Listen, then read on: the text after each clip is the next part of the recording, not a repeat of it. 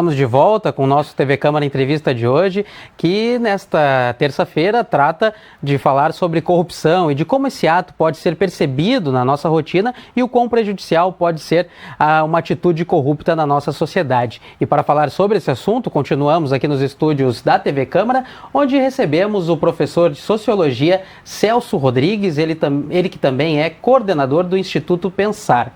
Além dele, também participa do nosso programa o professor Jorge Barcelos, historiador também com formação na área educacional e coordenador de cursos da Escola do Legislativo aqui na Câmara Municipal de Porto Alegre. Eu quero retomar esse nosso debate no segundo bloco justamente pelo professor Jorge, que anteriormente no primeiro bloco o professor Celso Rodrigues nos trazia aquele sentido de precificação do ser humano na questão da corrupção. Em cima disso, Jorge, lhe pergunto se a corrupção pode ser vista também como uma relação de prós e contras, se o indivíduo, quando ele se depara com um ato corrupto, se ele faz uma relação de benefícios e prejuízos caso tenha uma atitude corrupta. Essa é um dos momentos que a gente faz análise do ato corrupto, onde o indivíduo busca algo que o beneficie em detrimento do benefício público, benefício privado, sendo algo superior ao benefício público, porque isso está na lógica da família, em que a criança busca criar um subterfúgio para ter um benefício em relação ao seu irmãozinho mais velho, até o aluno que busca, enfim, ter um benefício dentro de um determinado sistema, que é o sistema escolar. Mas a gente está sempre falando de que nesses momentos nós estamos abrindo mãos de princípios, né? Nós estamos abrindo mãos de valores, nós estamos abrindo mão de que é construir um indivíduo bom, um indivíduo ético, que é objeto da educação, que é objeto das instituições, que é objeto também da Câmara de Vereadores, fazer as boas leis, né? E acho que a gente tem que avançar, né, e reconhecer, né, em que ponto nós estamos desse combate às ações que são corruptas na nossa sociedade. A gente reconhece que elas estão em todos os níveis, que o indivíduo assimila a ideia de que é um mal menor o ato corrupto que ele realiza, e ele realiza isso, ele concebe como um mal menor, porque de alguma forma o bem e o mal estão muito confusos hoje. Ou seja, os signos aos quais nós associávamos distintamente o bem diferente do mal, eles se confundem. Por quê? Porque o legal, às vezes, para algumas pessoas, simbolicamente, pode ser o mal. O bem pode parecer o mal, muitas vezes, no sentido de que aquele que faz a maldade ou aquele que pratica um gesto que caracteriza o mal é que está se dando bem, que é assim que deve ser o comportamento das pessoas. Olha, conseguiu, tá vendo, passou ali na hora da fila do supermercado, a menina não registrou um produto, fica quieto, tu tá tirando vantagem. Quando o eticamente correto é justamente tu alertar, fazer os registros, enfim. Por que o mal vira algo bom, né, para as pessoas? Por que as pessoas, de repente, né, têm esse tipo de equivalência, né? Então, é esse tipo de associação, né? Também dá uma carga simbólica aos gestos corruptos, no qual o indivíduo ele não reconhece o crime que pratica. Então, há hoje, e o Celso vai poder falar isso melhor do que eu, inúmeras ações que hoje nós fazemos que combatem a corrupção como um crime, como ela é de fato, né? Quer dizer, ainda que haja um substrato cultural, ainda que haja uma tolerância formativa na sociedade, ela continua sendo um ato criminoso, a corrupção, e em todas as esferas, para todos os atores. Então começa a educação que eu chamo anticorrupção na família, com a valorização da função dos pais, na necessidade de imposição de limites claros e distintos dentro do ambiente familiar por parte dos pais. Evidentemente que a gente vive numa geração que foi criada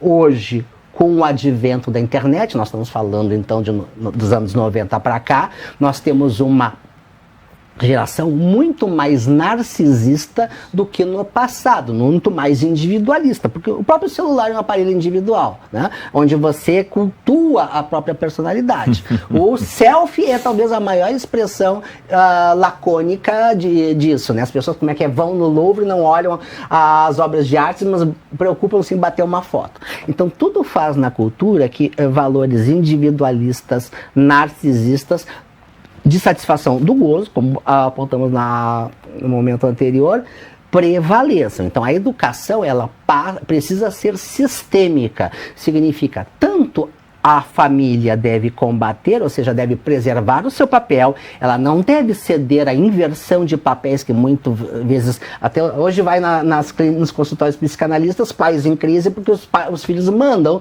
em casa. Existem os lugares, vamos dizer assim, o sentido de organização da família. Eu não quero ser conservador, eu quero ser apenas aquele que diz, existe um limite para o comportamento, existem regras que precisam ser cultivadas na família, na escola. Você não pode viver numa escola, não pode dar aula num ambiente escolar, onde o aluno tenha mais poder que o professor. Então, o poder é algo que se negocia, já diz Foucault, se compartilha, mas também existem limites nesses espaços de negociação, onde há a autoridade do professor e há o espaço do aluno. Da mesma forma, no exercício da cidadania, quando nós vamos para o campo social, quando nós vamos para o campo das instituições. As instituições já têm a sua própria organização, buscando conter os seus excessos, normatizar o comportamento dos seus atores.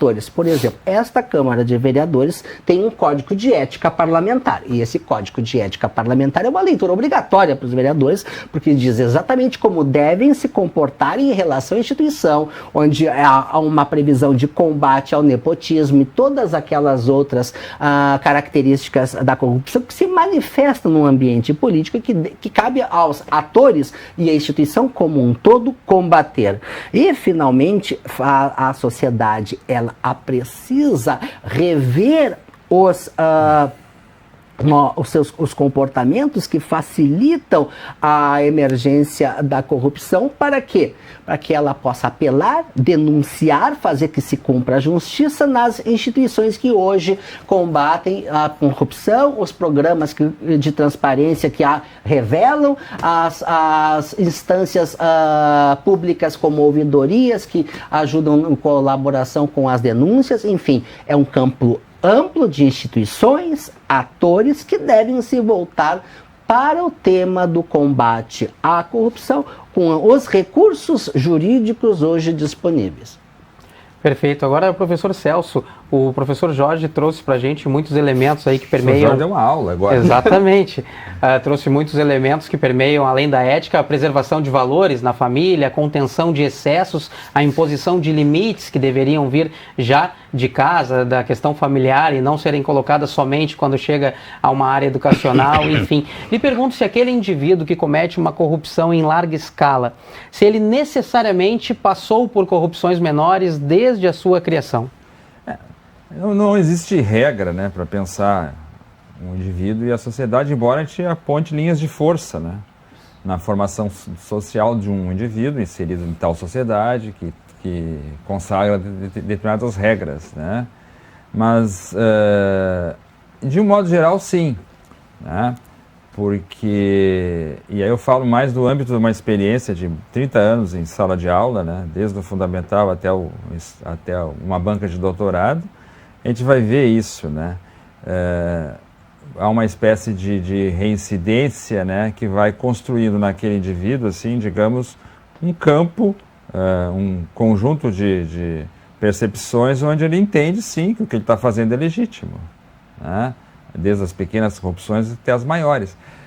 A epidemia de TCCs plagiados, copiados e obtidos na internet. Eu mesmo me deparei várias vezes com esse tipo de situação em banca, né? E nós temos ali alguém do ensino superior, uma banca de mestrado, muitas vezes de doutorado, não são pessoas pobres, né? tiveram formação. Talvez os pais não tenham nada a ver com essa atitude do filho. É bem possível. Mas a regra geral não é essa, né? Porque a sociedade, ela educa. E a sociedade, ela é, inclusive, deseducadora. Por isso que se criam instituições sociais. O que são instituições sociais? São instituições que elas não são boas nem ruins, elas consolidam comportamentos. Né? Elas funcionam como estruturas que, de alguma forma, vão represar, né, uma lógica individual. Né? No Brasil, particularmente, a nossa institucionalidade ela é muito frágil, porque as instituições, como eu coloquei anteriormente, elas lidam com muita dificuldade porque elas são constantemente deslegitimadas. Né? A escola, o próprio Estado, a lei em geral, né? E o que geralmente deslegitimam essas instituições? O poder econômico, que é, sem dúvida nenhuma, não é o causador fundamental, específico, primário da corrupção, mas ele está presente. Né? Porque a sociedade brasileira é uma sociedade fortemente hierarquizada. Ela tem várias feixes que tornam ela desigual em muitos sentidos, e radicalmente desigual. E é uma sociedade muito violenta, inclusive. Né? Só que essa desigualdade e essa violência, ela tem o seu endereçamento. Ela se dirige aos pobres, aos pretos, aos pardos, às mulheres em geral. Né? É esse o recorte da violência.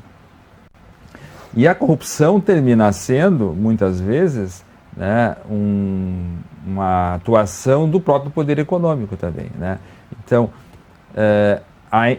aquela institucionalidade que poderia, de alguma forma, dar freio para esse poder econômico e fazer com que ele, de um modo geral, também respeitasse, digamos, as regras públicas do jogo, no Brasil, seguidamente são derrotadas. Né? Eu acumulei derrotas, vamos chamar assim, como diria o Darcy Ribeiro, em escola, tentando fazer com que pais e filhos respeitassem regras de um jogo. Nem eram muitas coisas que estavam em jogo, né? A não ser princípios básicos de uma sociedade, como igualdade de todos perante a lei. Né? Então, agora, me parece importante pensar também o seguinte, né? Qual é a fórmula para, de alguma maneira, enfrentar isso? Né? A transparência, que o professor Jorge trouxe, né? Mas não só no sentido público da palavra, é preciso que a sociedade tenha essa capacidade de fiscalização. Não apenas de fiscalização dos órgãos públicos, porque outro falseamento, né? As pessoas acham que corrupção só existe no espaço público, né? O que se faz no espaço privado não tem esse nome, né? Tem qualquer outro, mas não é, né? E, na verdade, é preciso que na própria sociedade se construa meios de fiscalização e cobrança e de transparência, né? Sejam nos órgãos públicos, sejam nos órgãos privados, né? Existe uma corrupção nos órgãos privados, a gente sabe muito bem que ela existe, né? E é preciso que a sociedade tenha essa capacidade fiscalizadora, porque, na verdade, assim, quem fiscaliza os guardas, né? É aquela pergunta clássica, né? Quem fiscaliza o guarda que cuida a porta, né? Para evitar esse tipo de problema, nós precisamos de transparência no setor privado e público, e nós precisamos de que a sociedade tenha capacidade de fiscalização. E eu acho que nós não estamos tão mal assim, né? Porque vejam, por exemplo, esses últimos anos aí que a gente passou com a questão do Covid, muito presente, né? Vejam quantas denúncias e movimentações foram feitas pela sociedade civil, denunciando fraudes e desvios e omissões do Estado e de entes privados também, né? Eu lido muito com o direito do trabalho, né? Se não fossem as redes sociais, o Brasil hoje provavelmente seria um cemitério. Né? Então, quando a gente fala em corrupção, as pessoas tendem a pensar assim, só tem notícia ruim. Eu acho que não, acho que nós temos notícias boas também na área. Né? Claro que tem muito que avançar nisso aí, né? Sem dúvida nenhuma, né? Mas acho que as redes sociais fazem um papel muito importante. Tem um papel perverso de reafirmar e, né, reforçar um narcisismo individualista, né? E que faz até o elogio da corrupção, né? Porque a gente não pode esquecer, né, que o que o sujeito acessa na corrupção? Ele acessa a ostentação econômica, principalmente, né? Que é um valor fundamental na nossa sociedade, né? Poder ostentar, né? Não adianta ser rico, tem que ostentar. Então, vejo que com tudo isso, todo esse enfrentamento, as redes sociais ainda conseguiram alavancar formas, inclusive, de, como eu falei antes, né, de colocar esse Brasil para fora do armário, né? E Jorge, como essa questão das redes sociais pode ter influenciado ou impulsionado a corrupção? Há um ponto, duas questões, né? A primeira é, com certeza, o Celso tocou no ponto central do reconhecimento, né? Da necessidade de combater não apenas a corrupção no Estado brasileiro, mas também na iniciativa privada. Eu diria que as grandes catástrofes desse país se deveram a esse processo, né, de corrupção da iniciativa privada, quando a gente lembra as catástrofes de Mariana, toda a indústria, aquela que foram alertadas muitas vezes por técnicos, pelo Estado, e mesmo assim sem nenhum, apenas visando o lucro, a redução de custos, não fizeram o que tinha que fazer, e uma cidade acabou sendo destruída com dezenas e centenas de mortes. Então, a catástrofe, ela é cotidiana como produto da corrupção. A devastação na Amazônia é porque ali se fez ausente o Estado. Então, quando a gente está falando desse aspecto, a gente quer lembrar o quê, né? A gente quer lembrar justamente, não somente da importância do combate à corrupção, mas de reforçar o papel do Estado. E esse papel do Estado, com certeza, tem recebido como um apoiador muito grande a sociedade civil, e é da sociedade civil, como o instituto que o Celso coordena, e de diversas outras entidades e pessoas que saem da sociedade civil, organizam-se em instituições para justamente apontar, criticar, fazer o seu papel educativo e a sua denúncia sobre a corrupção. Isso é importante que seja assim. E nas redes sociais, sim, que é a forma contemporânea de comunicação entre o cidadão, entre essas instituições, emergem com certeza um movimento social para além, e é isso que eu acho que é importante que aconteça, além do celular, né? Que evidentemente que as redes sociais têm um grande papel de difusão da informação, mas na medida em que elas significam a saída do cidadão das ruas e da posição de pressão física do seu Estado, maiores são as possibilidades de acontecer exatamente o principal problema que o Estado enfrenta nesse problema. E aí eu falo não como servidor público, cuja obrigação é se manter neutro nesse processo, mas como cidadão e professor que toma um partido bastante determinado. O maior perigo da corrupção é quando ela afeta o Estado e ela faz através dos mecanismos legais que o Estado estabelece. Porque quando a gente vê hoje as transformações, por exemplo, no plano diretor, nós temos transformações extremamente graves, porque elas permitem modificar uma lei que foi feita para benefício de todos, para construir uma cidade para todos, e aí nós vemos a liberação, o estabelecimento através da via legal que cabe ao Estado proteger de novos regulamentos, alterações de leis, alterações de plano diretor que permitem a transformação da paisagem para benefícios de poucos, como o professor Celso falou, para benefício do capital. O que são os grandes empreendimentos que vêm-se recentemente na nossa orla, o que vem recentemente em algumas regiões, que tem unicamente a função de privatizar espaços públicos, transformar uma paisagem, indo contra, e não sou eu que estou dizendo isso, mas isso é uma série de arquitetos politicamente engajados que estão tentando fazer essa crítica. Eu mesmo fiz a crítica com relação à ideia da cidade ter uma marca, como se fosse uma marca, um sabão que se encontra na prateleira do supermercado, e eu acho que esse é o momento mais sensível da corrupção, que é quando ela através de determinados atores, consegue conquistas dentro das leis que são feitas para proteger todos, para beneficiar alguns. Então eu acho que o debate da corrupção, ela não se esgota, porque ela é na sociedade, ela é no Estado também, e nós temos que ter o Estado como guardião do bem comum, um bom Estado, boas leis para todos e não para alguns. Eu queria acompanhar o que o Jorge trouxe, porque ele chamou a atenção de novo para um tema mais sensível. Os episódios ligados à corrupção na história brasileira, todos eles têm nos últimos tempos, eles têm um caráter teatral. É uma espécie assim, de teatro que acontece durante um determinado período e depois cai o pano. Jânio Quadros, Collor e mais recentemente os episódios da Lava Jato, né? Em todos eles nós temos um cenário em que a corrupção surge repentinamente como um monstro assustador que ninguém tinha ouvido falar. Ao mesmo tempo surge um salvador, um arauto, carregando uma lança que vai nos libertar e nos purificar de todo o mal e vai nos restaurar, de novo, uma ordem antiga que foi destruída, né? Nós vamos reingressar numa era de moralidades purificadas a partir da condução desse senhor. São todos eles momentos de transe, as pessoas entram numa espécie de transe, aquelas pessoas que tu nunca tinha ouvido falar e participar e fazer comentários políticos, tu começa a ouvir comentários. Todo mundo parece ir na mesma onda, assim, mais ou menos no estilo da seleção brasileira, assim, né? Todos imbuídos daquela corrente para frente Brasil, né? E o resultado geralmente qual é? Nenhum. Onde estão os grandes caçadores de corruptos do nosso tempo, recente e passado? O que aconteceu com o governo de Jânio Quadros? O que aconteceu com o governo de Fernando Collor? Né?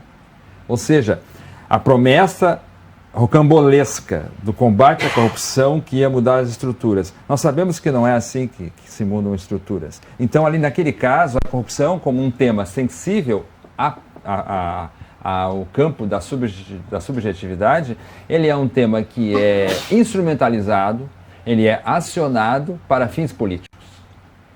Portanto, ele não pode dar em nada, né? Como realmente não deu, né?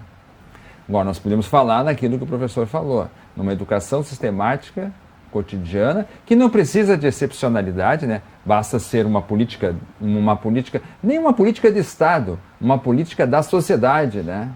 Usando aí o conceito do Aristóteles, no sentido de não só combater a corrupção, mas valorizar a ideia de cidadania por si só. E aí eu complemento dizendo também o seguinte: por que eu falo na não excepcionalidade? Nós não precisamos de campanhas, forças-tarefas e coisas assim rocambolescas, nem de heróis carismáticos também, não precisamos. Nós temos a Constituição, nós temos as leis, nós temos as leis que, cumpridas cotidianamente, produzem essa sociedade, essa comunidade, porque ela é uma Constituição, inclusive, pensada em termos de comunidade política. Tá? Ela é uma Constituição feita para todos e todas. Tá? Então, basta que ela seja cumprida. E se não cumprida for, basta que a justiça faça seu papel. E aqui eu não estou sendo punitivista e nem estou querendo penas excepcionais, né? Sangue e tripas, que também é outra manipulação demagógica que se faz muito. Não, nós queremos apenas que a justiça se cumpra onde ela tem que se cumprir, né? Ou seja, as regras do jogo. Porque uma das percepções mais evidentes que as pesquisas sociológicas mostram hoje, aquelas pesquisas qualitativas que são feitas em torno da questão da confiança, por exemplo, é que o brasileiro, a brasileira, nessas pesquisas, ele não tem confiança na justiça. E aqui eu estou falando de justiça no sentido não do valor moral apenas, mas no sentido do poder judiciário. Ele não tem confiança por quê? Porque ele não vê o resultado.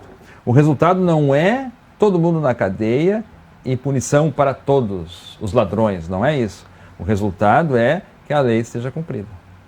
Isso me parece que é um dos principais déficits para o enfrentamento desse problema da corrupção.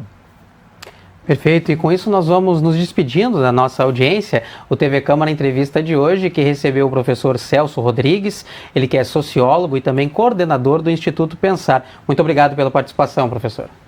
Obrigado, agradeço também o convite, agradeço pela companhia do Jorge, e eu queria enfatizar aquilo que eu comentei agora. Eu fico um pouco abismado com esses desconhecimentos. Eu não sabia da existência da escola. Acho que a escola tem um papel vital. Não precisa inventar nada novo, né? Já existe a escola, já existe uma escola. Eu sonho com um dia que o direito civil, penal, constitucional, seja uma disciplina, uma matéria no ensino médio. Eu imagino isso. Que os jovens, adolescentes que estão ingressando na sociedade civil, né? Vamos dizer assim, tenham conhecimentos, né?